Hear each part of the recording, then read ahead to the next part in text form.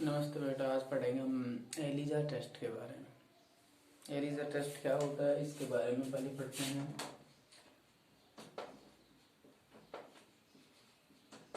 Elijah test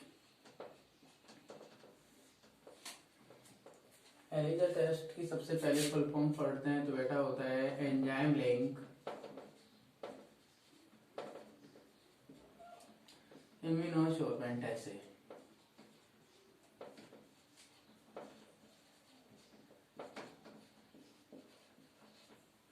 enzyme link इम्यूनोसोर्बेंट ऐसे Elijah का full form होता है। सबसे पहले एलिजा की डिस्कवरी 1971 में पालमैन द्वारा की गई।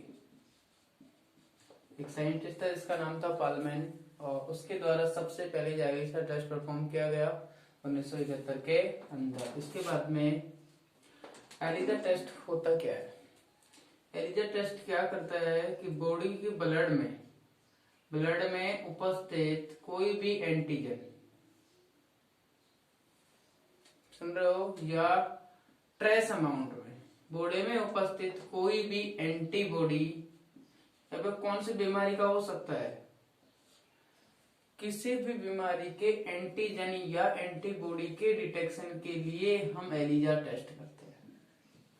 कोई जरूरी नहीं है हमें HIV के लिए करे, लेकिन किसी टाइफाइड में भी होता है। टाइफाइड खुद का एंटीबॉडी बनाता है बॉडी के अंदर, तो एंटीबॉडी का डिटेक्ट करने के लिए एंटीजन ब्लड में एंटीजन एंटीबॉडी को डिटेक्ट करने के लिए एलिजा टेस्ट किया जाता है। मुख्य रूप से ये टेस्ट दो प्रकार का होता है, क्वालिटेटिव और क्वांटिटेटिव। क्वालिटेटिव और क्वांटिटेटिव। क्वांटिटेटिव का मीन्स तो होता है कि यह टेस्ट पॉजिटिव है या नेगेटिव। क्वांटिटी, संख्या के आधार पर हम टेस्ट के दो ही रिजल्ट आ सकते हैं, या तो रिजल्ट पॉजिटिव हो या रिजल्ट नेगेटिव हो। क्वालिटेटिव में ये भी आएगा कि पॉजिटिव है तो कितना है, कितने एंटीबॉडी उसके प्रेजेंट है। तो यदि किसी टेस्ट में का रिजल्ट यदि पॉजिटिव नेगेटिव होता है तो वैसा टेस्ट तो एलिजा का जो प्रकार है क्वांटिटेटिव होता है। यदि ग्राफ के द्वारा प्रदर्शित करें पूरा रिकॉर्ड यदि उसका देखा जाए तो that is qualitative ELISA test. इसके अलावा एलिजा टेक्निक को मुख्य रूप से देखो। एलिजा का यदि प्रिंसिपल की बात करें तो एलिजा का प्रिंसिपल यही होता है कि बॉडी में एंटीजन होता है। देखो एंटीजन यू समझ लीजिए, एंटीजन और एंटीबॉडी आपस में रिएक्शन करते हैं। अभी कहां से लाएंगे वो तो हम टेस्ट में पढ़ेंगे प्रोसीजर में।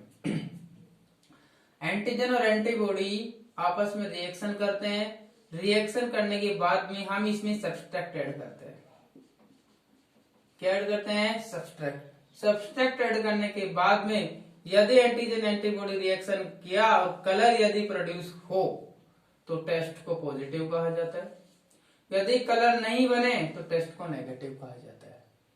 समझने में क्या बोल रहा हूं कि एंटीजन एंटीबॉडी रिएक्शन करते हैं। रिएक्शन करने के बाद में यदि सब्सट्रैक्ट ऐड करने के बाद में यदि कलर आ जाए तो पॉजिटिव है टेस्ट, कलर नहीं आए तो टेस्ट क्या है? नेगेटिव है।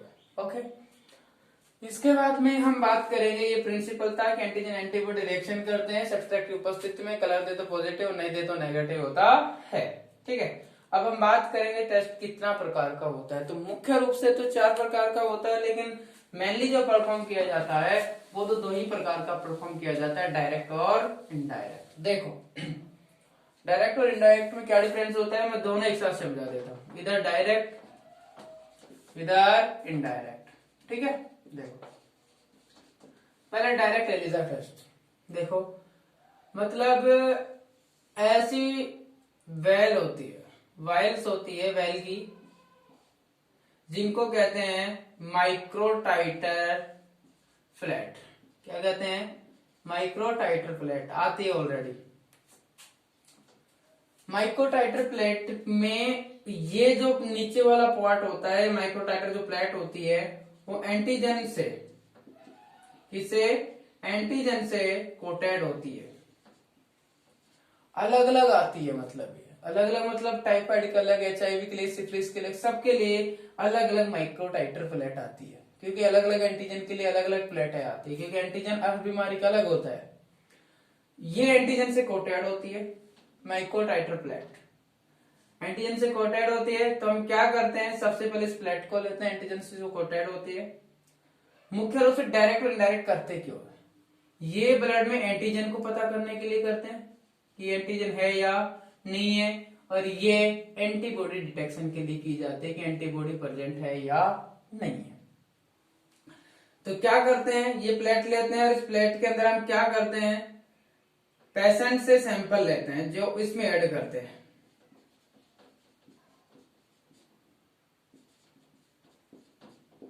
ऐड ब्लड सैंपल, इसमें जैसे ब्लड सैंपल ऐड करेंगे तो देखो एंटीजन तो ऑलरेडी इसमें है, लेकिन ध्यान रखे यहां ब्लड सैंपल में हम लोग प्लाज्मा ऐड करेंगे।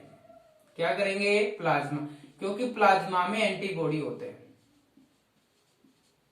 ये यूं कह सकते हैं ऐड पेशेंट एंटीबॉडी, क्योंकि एंटीजन आरबीसी में पाया जाता है, तो आरबीसी का पूरा ब्लड ऐड करने से रहे, क्योंकि एंटीजन ही जाएगा तो एंटीजन तो ऑलरेडी उसमें है, तो फिर तो पता ही नहीं चल पाएगा, कॉम्प्लेक्स एंटीजन एंटीबॉडी रिएक्शन होगी ही नहीं।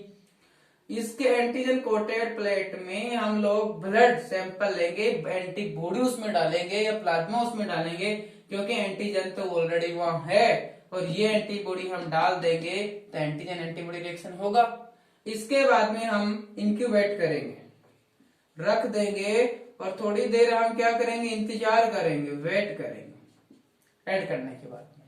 अब तुम्हें पता है ऐड किया है तो एंटीजन तो यहाँ है इसमें प्लेट में ही, एंटीबॉडी यहाँ आ गया। अब दोनों आपस में रिएक्शन करेंगे, तो या तो रिएक्शन करेंगे तो फिर हम क्या करेंगे, ये रिएक्शन फिर हम इसको वाश करेंगे। अब वाश तो नॉर्मली एनएस से करते हैं।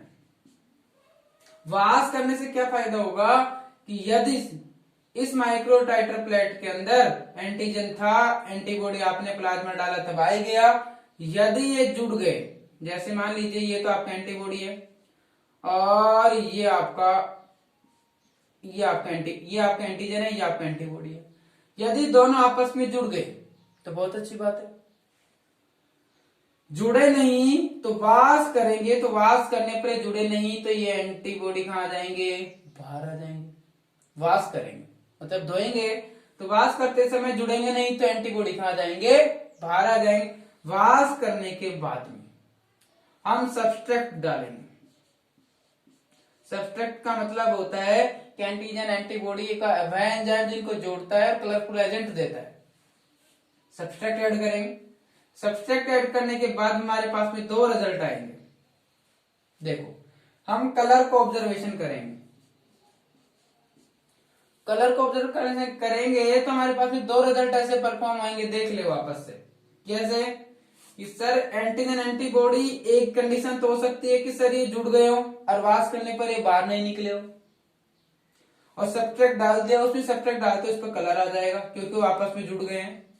तो कलर आ गया तो टेस्ट आपका है पॉजिटिव, क्योंकि वहां पर वो एंटीजन एंटीबॉडी प्रेजेंट है जिसने आपको टेस्ट लगाया है। और यदि ये एंटीजन एंटीबॉडी यहां पर नहीं जुड़े, कॉम्प्लेक्स नहीं बनाए, तो वाश करते समय बाहर निकल जाएंगे एंटीबॉडी।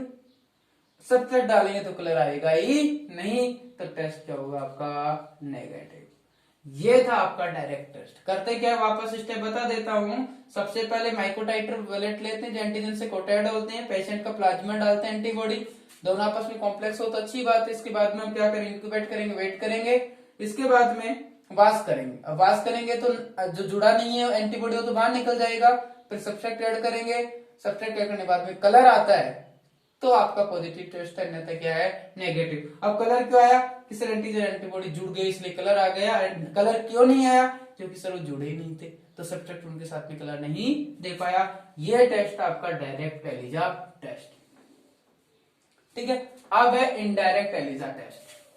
इनडायरेक्ट एलिजा टेस्ट में भी वही होएगा, माइक्रोटाइटर प्लेट होएगी। ये लो, सबसे पहले माइक्रोटाइटर प्लेट लेंगे और वो एंटीजन से कोटेड होगा। ये लो, वो एंटीजन होगा वहां भी। ओके, अब क्या होएगा, एंटीजन कोटेड होगा। फिर हम क्या करेंगे, इसके अंदर सबसे पहले हम प्राइमरी या बोल सकते हैं कि पेशेंट का सैंपल ऐड करेंगे, प्राइमरी एंटीबॉडी। अब पेशेंट का सैंपल ऐड करेंगे तो उसमें भी क्या, ओनली प्लाज्मा, क्योंकि वहां बेटा क्या नाम है, एंटीजन तो ऑलरेडी है तो एंटीबॉडी ऐड करना हमको।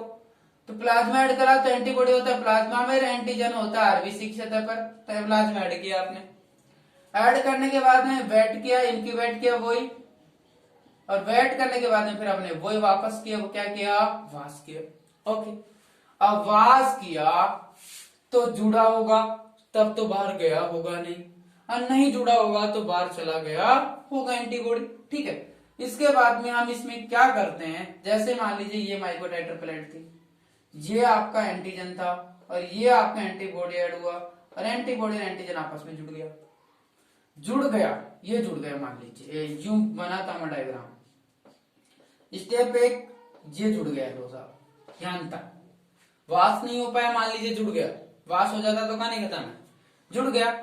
इसके बाद में हम क्या करते हैं, सेकेंडरी एंटीबॉडी वो ऐड करते हैं, कौन सा, सेकेंडरी एंटीबॉडी ऐड करेंगे। अब सेकेंडरी एंटीबॉडी ऐड करने से क्या होगा, देखो सेकेंडरी जैसे आएगा, और ये मान लीजिए सेकेंडरी एंटीबॉडी आपने उसी पेशेंट का भेजा जिसको बीमारी है या नहीं है, तो जैसे ही सेकेंडरी मान लीजिए ये आ रहा है, इसको सेकेंडरी मान लिया क्रॉस के निशान को, जैसे ही आया ये जुड़ा हुआ है, तो इसको क्या करेगा वो, ये खुद एंटीबॉडी एंटीजन के साथ में, ये एंटीबॉडी था आपका पहले का, ये आपका एंटीजन था, तो ये आ रहा है, ये इसके साथ में जुड़ जाएगा और इसको हटा देगा। जो एंटीबॉडी फर्स्ट टाइम में जुड़ा था प्राइमरी एंटीबॉडी, उसको हटा देगा, और आपकी बार ये एंटीजन होगा और ये आपका नया वाला एंटीबॉडी, और ऐसा कॉम्प्लेक्स बन जाएगा। तो सेकेंडरी एंटीबॉडी उस पे ऐड करेंगे, सेकेंडरी एंटीबॉडी ऐड करने के बाद में क्या होगा, तो हमें देखने को मिल गया होगा कि अब सेकेंडरी ऐड करेंगे तो प्राइमरी के साथ में नहीं जुड़ा होगा, जुड़ भी गया होगा, तो सेकेंडरी जैसे आता है प्राइमरी को हटा देगा, खुद उनकी जगह जुड़ने लगेगा। इसके बाद में फिर हम इंक्यूबेट करेंगे, वेट करेंगे, वाश करेंगे, वाश करने के बाद में फिर वही सबस्ट्रेट ऐड करेंगे, सबस्ट्रेट ऐड करने के बाद में वही दो रिजल्ट आएंगे, यदि एंटीजन एंटीबॉडी जुड़े होंगे पेशेंट के होगा तो जुड़ा होगा, जैसे मान लीजिए एचआईवी की जांच कर रहे हैं, तो पेशेंट के ब्लड के अंदर एचआईवी का एंटीबॉडी होगा, और टाइटर प्लेट के अंदर एचआईवी का एंटीजन है, दोनों आपस में जुड़ेंगे तो टेस्ट का टेस्ट सब्सट्रेट डालते कलरफुल हो जाएगा। और यदि उस पेशेंट का एचआईवी है ही नहीं, एंटीबॉडी नहीं है, इसका मतलब उसके ब्लड में एचआईवी का एंटीबॉडी नहीं है, तो माइक्रोटाइटर प्लेट में एंटीजन है, डाला और जुड़ा ही नहीं, वाश किया तो धुप गया, साफ हो गया, और वो तो कलर दिया ही नहीं, इसकी वजह से रिजल्ट क्या होगा, नेगेटिव। तो यदि कलर आया तो क्या होगा, पॉजिटिव, और यदि कलर नहीं आया तो रिजल्ट क्या होगा, नेगेटिव। अब आपको यहाँ कुछ प्रॉब्लम लगी होगी कि सर आपने सेकेंडरी एंटीबॉडी ऐड क्यों किया, यह देखने के लिए किया कि प्राइमरी तो पेशेंट का क्या पता किसी का भी जुड़ सकता है, लेकिन सेकेंडरी कंफर्म करने के लिए ऐड किया था कि क्या पता पेशेंट उसी का है या नहीं है, यदि उसी का होगा तो वो एंटीबॉडी उसको हटा करके खुद जुड़ जाएंगे एंटीजन के साथ में, ऐसे जुड़ते हैं, और सबस्ट्रेट ऐड करने के बाद यदि कलर प्रदान करते हैं तो वो इनडायरेक्ट एलिजा टेस्ट कहलाता है। इस प्रकार एलिजा टेस्ट के परफॉर्म करने के लिए कुछ रिक्वायरमेंट की आवश्यकता होती थी, जो मैंने आपको ऑलरेडी बता दिया है। माइक्रोटाइटर प्लेट चाहिए आपको, एनएस चाहिए, सेकेंडरी एंटीबॉडी चाहिए, प्राइमरी एंटीबॉडी चाहिए, पेशेंट का सैंपल चाहिए, और तो बस इतना ही सामान चाहिए, ज्यादा कुछ की जरूरत है नहीं। अब इसके यूज क्या है, एलिजा टेस्ट। एलिजा टेस्ट की कुछ विशेषताएं हैं कि ये बहुत ही एक्यूरेट है। एक्यूरेसी मीन्स होता है कि फिक्स है, छोटा सा अमाउंट में भी यदि एक्यूरेट का मीन्स होता है कि दो ही होता है, यदि रिजल्ट पॉजिटिव दिया तो रियल में उसके ब्लड में एंटीबॉडी प्रेजेंट है ही है। सेकंड, एलिजा टेस्ट बहुत ही सेंसिटिव होता है। सेंसिटिव मतलब थोड़े बहुत भी एंटीजन एंटीबॉडी प्रेजेंट है ब्लड में तो पॉजिटिव रिजल्ट शो कर देगा कि है, लेकिन कम है, और कम किस में आएगा, ये आएगा बेटा क्वालिटेटिव में। ठीक है। तीसरा है कि सर ये एलिजा टेस्ट है वो आज प्रमुख बीमारियों के लिए किया जाने लग गया, जैसे डेंगू के लिए कर सकते हैं, एचआईवी के लिए कर सकते हैं, सिफिलिस के लिए कर सकते हैं, मलेरिया के लिए कर सकते हैं, रोटा वायरस, इनके भी लिए ये टेस्ट कर सकते हैं। एक्यूरेसी क्यों? ये जैसे भी बीमारियां होगी तो बॉडी में एंटीबॉडी बनेंगे। एंटीबॉडी बनते कैसे ये समझ लीजिएगा एक बार। मेरे मान लीजिए बुखार हुआ, टाइफाइड बुखार हुआ, ये मान लो मैंने गंदे खाना खाने से मेरे बॉडी में टाइफाइड एंटर हुआ, टाइफाइड का एंटीजन बॉडी में गया, बीमारी करने वाला एंटीजन कहलाता है। तो जैसे टाइफाइड का एंटीजन बॉडी में गया तो मेरी बॉडी की डब्ल्यूबीसी ने ये कहा कि तू कौन आ गया भाई नई आदमी। तो डब्ल्यूबीसी ने उसको मारने के लिए एंटीबॉडी बनाए टाइफाइड के, क्योंकि टाइफाइड का एंटीजन था। टाइफाइड के एंटीजन को मारने के लिए टाइफाइड के एंटीबॉडी बनाया किसने? हमारी बॉडी ने, डब्ल्यूबीसी ने। क्यों? क्योंकि टाइफाइड के एंटीजन को मारने के लिए तो एंटीबॉडी बना लिया ना, अब बन गया एंटीबॉडी तो उसको मार देगा, बीमारी से हम बच जाएंगे। ये बॉडी का रोल होता है, बॉडी खुद बचाती है बीमारी से। अब हम टेस्ट करेंगे ब्लड का पेशेंट में तो हमको एंटीबॉडी जरूर मिलेंगे क्योंकि बॉडी ने बनाए हैं। तो उन एंटीबॉडी को पता लगाने के लिए एलिजा टेस्ट किया जाता है, या फिर डायरेक्ट एंटीजन का पता लगाने के लिए भी हम कौन सा टेस्ट करते हैं? एलिजा टेस्ट पर मुख्य रूप से परफॉर्म करते हैं और इस प्रकार ही एलिजा टेस्ट कंप्लीट होता है। आगे पढ़ेंगे हम अगली क्लास में रिया टेस्ट।